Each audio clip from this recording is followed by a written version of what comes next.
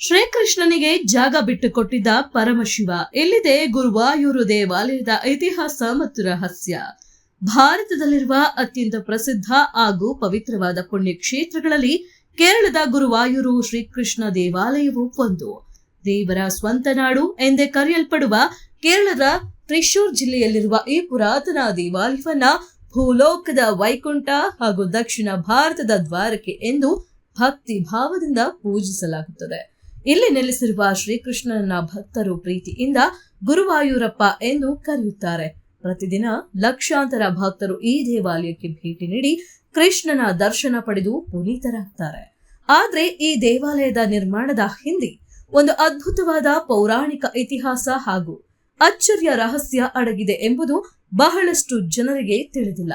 ಆ ಕುತೂಹಲಕಾರಿ ಮಾಹಿತಿ ಇಲ್ಲಿದೆ ನೋಡಿ. ಪುರಾಣಗಳ ಪ್ರಕಾರ ಗುರುವಾಯೂರು ದೇವಾಲಯದಲ್ಲಿರುವ ಶ್ರೀಕೃಷ್ಣನ ವಿಗ್ರಹವು ಸಾಮಾನ್ಯವಾದದ್ದಲ್ಲ.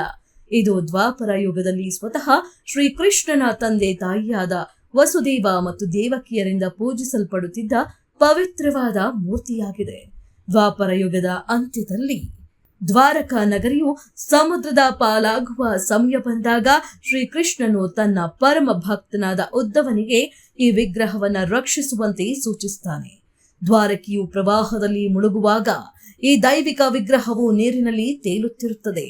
ಆಗ ದೇವತೆಗಳ ಗುರುವಾದ ಬೃಹಸ್ಪತಿ ಹಾಗೂ ವಾಯುದೇವನು ಆ ವಿಗ್ರಹವನ್ನ ಸಂರಕ್ಷಿಸುತ್ತಾರೆ. ಆ ಪವಿತ್ರ ವಿಗ್ರಹವನ್ನು ಪ್ರತಿಷ್ಠಾಪಿಸಲು ಪವಿತ್ರವಾದ ಸ್ಥಳವನ್ನ ಹುಡುಕುತ್ತಾ ಅವರಿಬ್ಬರು ದಕ್ಷಿಣ ಭಾರತದ ಕಡೆಗೆ ಪ್ರಯಾಣ ಬೆಳೆಸುತ್ತಾರೆ. ಹೀಗೆ ಪವಿತ್ರ ಸ್ಥಳವನ್ನ ಹುಡುಕುತ್ತಾ ಬರುವಾಗ ಪರಶುರಾಮರು ಅವರನ್ನ ಕೇರಳದ ಒಂದು ಸುಂದರವಾದ ಪ್ರದೇಶಕ್ಕೆ ಕರೆತರ್ತಾರೆ. ಅಲ್ಲೇ ಕಮಲದ ಹೂಗಳಿಂದ ಕಂಗೊಳಿಸುತ್ತಿದ್ದ ರುದ್ರತೀರ್ಥ ಎಂಬ ಸರೋವರದ ಬಳಿ ಪರಮಶಿವ ಹಾಗೂ ಪಾರ್ವತಿ ದೇವಿ ಅವರಿಗಾಗಿ ಕಾಯ್ತಾ ಇರ್ತಾಳೆ. ಈ ಸ್ಥಳವೇ ವಿಗ್ರಹ ಪ್ರತಿಷ್ಠಾಪನೆಗೆ ಸೂಕ್ತವಾದ ಜಾಗ ಎಂದು ಶಿವನು ಗುರು ಮತ್ತು ವಾಯುದೇವರಿಗೆ ತಿಳಿಸುತ್ತಾನೆ. ಅಲ್ಲದೆ ತಾನು ಆ ಜಾಗವನ್ನ ಬಿಟ್ಟುಕೊಟ್ಟು ಸಮೀಪದ ಮಮ್ಮಿಯೂರ್ ಎಂಬಲ್ಲಿಗೆ ಹೋಗಿ ನೆಲೆಸುವುದಾಗಿ ಶಿವನು ಹೇಳ್ತಾನೆ. ಗುರು ಮತ್ತು ವಾಯು ಇಬ್ಬರು ಸೇರಿ ಈ ಪುಣ್ಯ ಭೂಮಿಯಲ್ಲಿ ಶ್ರೀಕೃಷ್ಣನ ವಿಗ್ರಹವನ್ನ ಪ್ರತಿಷ್ಠಾಪಿಸಿದ್ದರಿಂದ ಈ ಪುಣ್ಯ ಕ್ಷೇತ್ರಕ್ಕೆ ಗುರುವಾಯೂರು ಎಂಬ ಹೆಸರು ಬಂತು ಎಂಬುದು ಇದರ ಇತಿಹಾಸವಿದೆ. ಅಂದರೆ ಗುರು ಪ್ಲಸ್ ವಾಯು ಪ್ಲಸ್ ಊರು, ಗುರುವಾಯೂರು.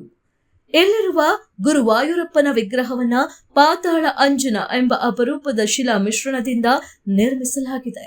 ವಿಗ್ರಹವು 4 ಕೈಗಳನ್ನ ಹೊಂದಿದ್ದು ಶಂಖ, ಚಕ್ರ, ಗದ ಮತ್ತು ಪದ್ಮವನ್ನ ಹಿಡಿದಿರುವ ಮಹಾವಿಷ್ಣುವಿನ ರೂಪದಲ್ಲಿದ್ದು ಭಕ್ತರು ಈ ಸ್ವಾಮಿಯನ್ನ ಬಾಲಕೃಷ್ಣನ ರೂಪದಲ್ಲಿಯೇ ಆರಾಧಿಸುತ್ತಾರೆ.